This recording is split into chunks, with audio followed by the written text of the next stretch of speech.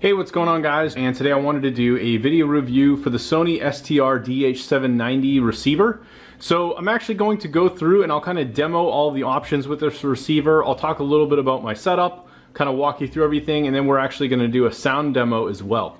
So let me actually first walk you through the setup that I have here with this particular receiver. I have a converted garage bay here that I kind of turned into a man cave. So we have two rear bookshelf speakers, also all Sony brand components.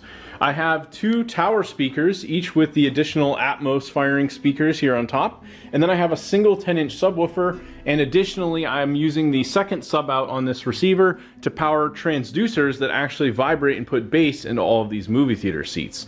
So really awesome setup. Overall, because the space is so small, the sound in here is just absolutely mind-blowing. So let me actually go through some of the settings on this receiver. So here on the front you have various options. You can set the speakers here. This is the tuning mode up and down for basically your FM or AM radio. You have the option here between just front speakers or multi-channel surround sound, and then you can switch between several modes. You have movie mode, which typically I'm using with movies, obviously, and music you're going to be using if you're playing music. Night mode is basically just going to hide the display. Then you have display options here, the dimmer. You can connect Bluetooth, so if you wanted to play music off of your cell phone, something like that. You also additionally have this pure direct mode, which is basically going to put an extra sound enhancement into the sound. I found in some cases I've been up and down about whether or not I use that. You also have an input selector here, so you can switch this between various modes. On the back of the receiver you actually have several options in terms of connecting RCA cables. So if you want to connect standard sound through like a media box, you know, maybe something like a TV. We actually have an older Sony Trinitron here, which I use for retro gaming, and I hooked up one of these RCA switchers that I have connected to all of my older game retro consoles, and I have one of these going into the receiver.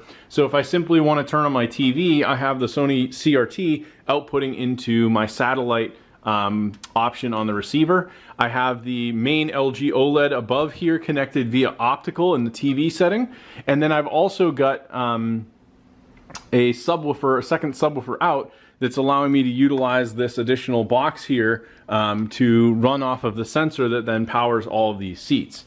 So let's go ahead and do a little bit of a demo. I'm not going to get too much into anything beyond that because I'm sure you guys really just want to know, well, how does this sound? So this is actually a demo for a game that was basically testing out Dolby Atmos. So do a little quick demo here. And you can see it'll read out the sound output of whatever's playing. I'm going to skip ahead to some of the action. Targeting our base!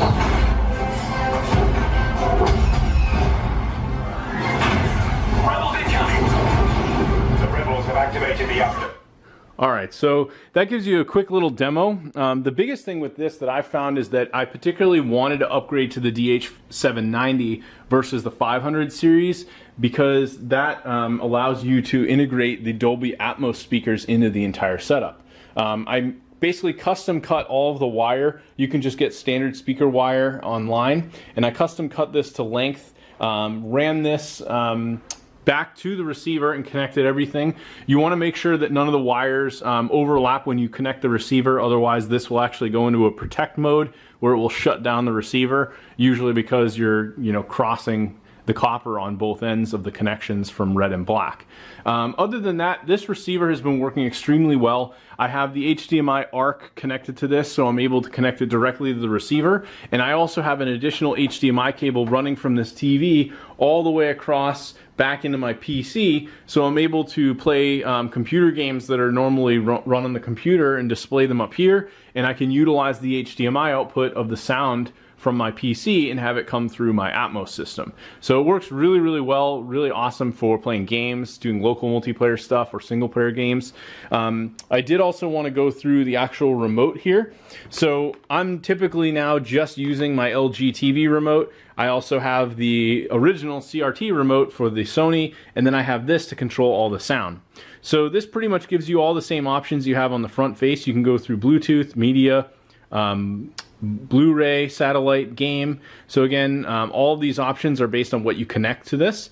You have a FM AM tuner. You can pair Bluetooth, switch between movie and music. That pure direct mode, you can do just front surround, so that will kind of give you just an effect from the front two speakers in this case. And then you have a display which you can actually hit as well just to see. So if I hit this, it will rotate through, shows me it's in multi-surround, the volume, and then it'll kind of give me an idea of what the input is as well as what's going on with sound at that moment in time. Right now, obviously nothing's being output through it, but it will tell you whether or not you're in like Dolby Atmos mode, for example. This does also have a menu built into the TV, so if we hit amp menu, I'll actually bring this back. We can actually bring up a menu right within the TV itself, and you can configure all the options. This particular receiver also does come with a small microphone that you can use for calibration. I think I actually have it in here just to show you what this looks like.